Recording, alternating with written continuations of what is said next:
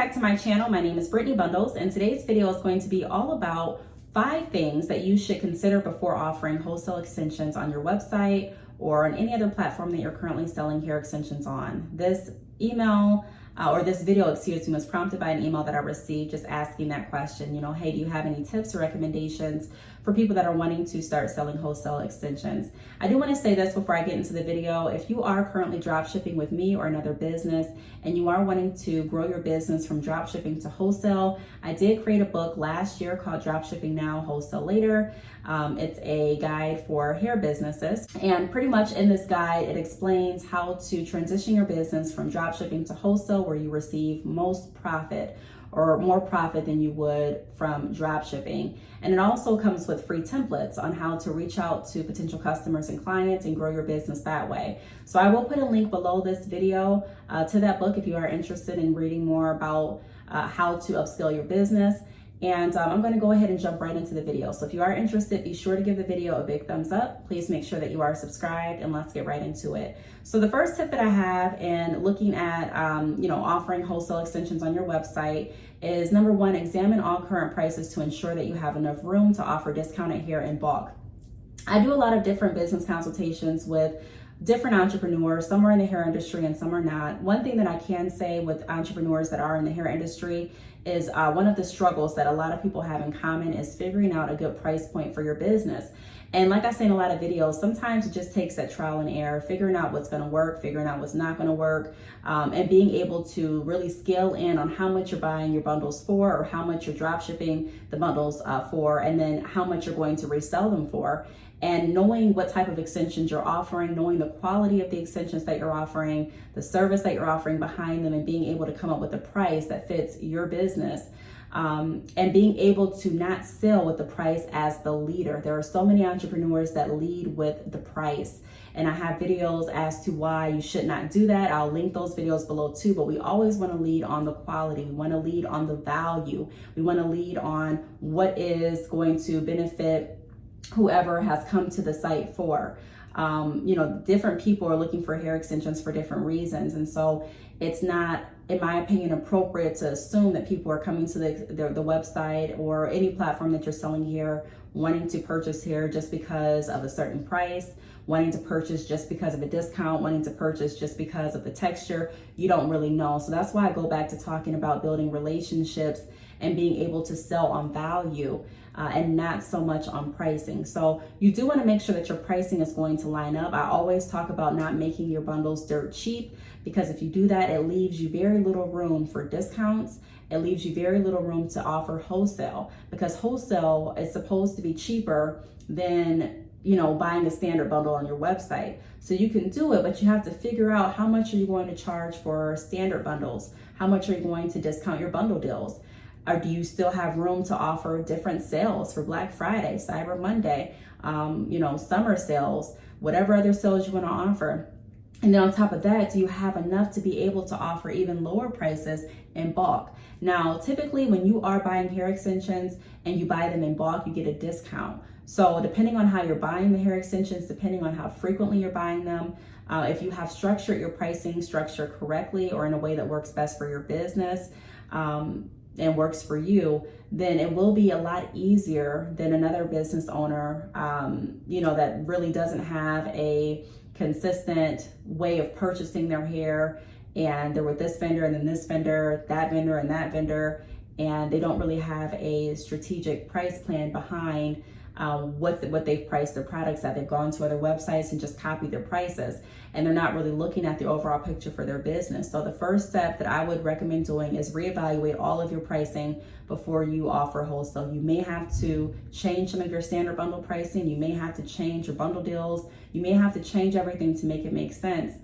Because again, when you're offering wholesale, the whole thing behind that is being able to offer more bundles at a lower price. So, although I really don't like math was not my favorite subject.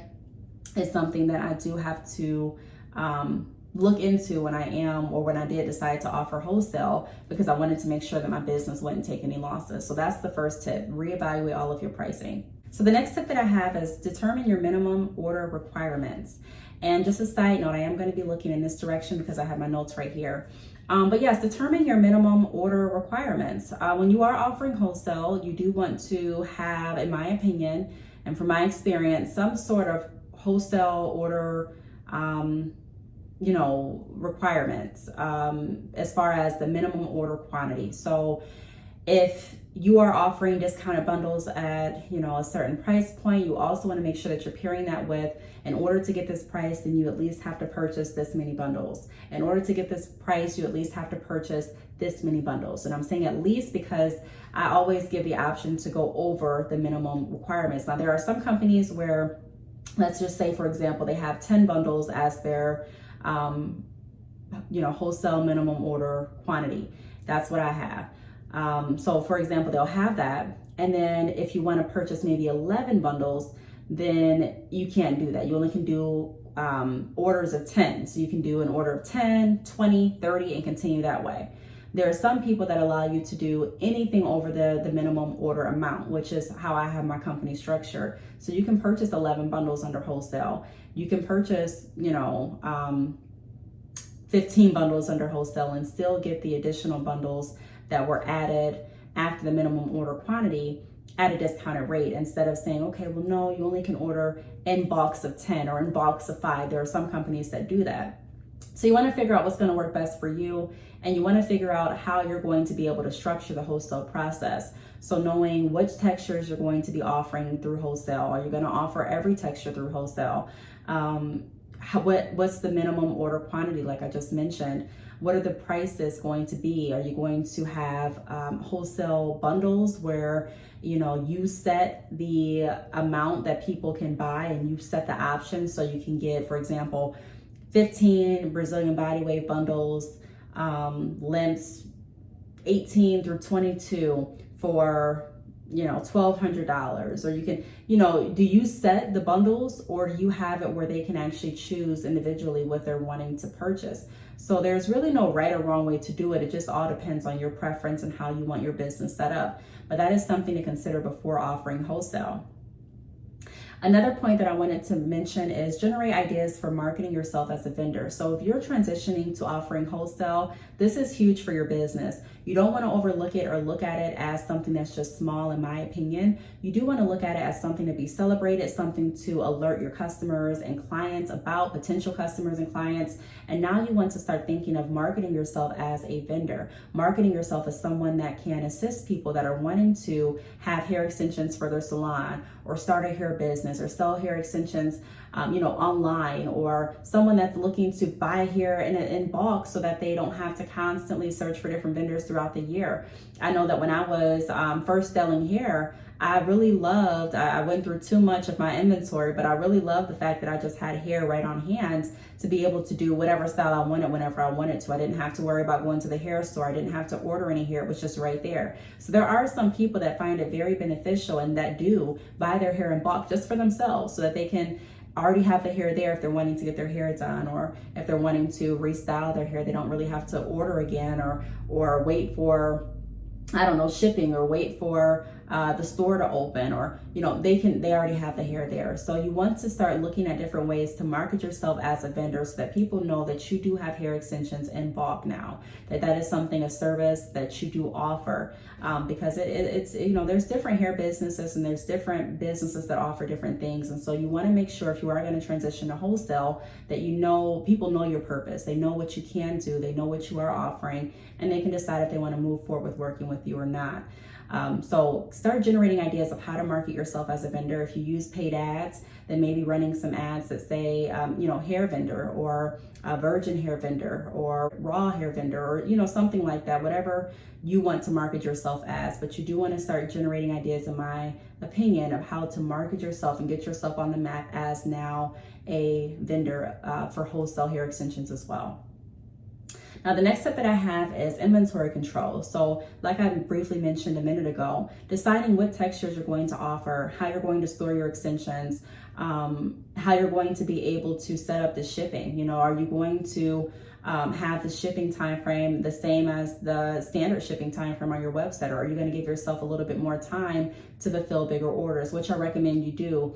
You can have, you know, all of your inventory in stock, and then you can get one wholesale order that literally wipes out your wholesale inventory, or you can get 2 wholesale orders that wipe it out, and then you are still promoting on your website or listing on your website that your shipping is 1 to 2 business days. And that's not going to be possible if someone went ahead and just bought all of your inventory. This happens sometimes where you are going to have to, you know, say, you know, hey, unfortunately, we're sold out. That may happen. It's happened to me sometimes, but it's not as professional as just setting the right expectations. So if you can't avoid that, then I would recommend avoiding it. And the way that you can avoid it is it's always best to, just from my opinion and my experience, set out a further shipping time frame. If people love your company, if they love the quality, if they enjoy working with you, if you're someone that keeps their word, that goes a long way. And people tend to wait the extra time to make sure that they're going to actually get what it is they paid for, versus just ordering from someone that can have their hair here overnight.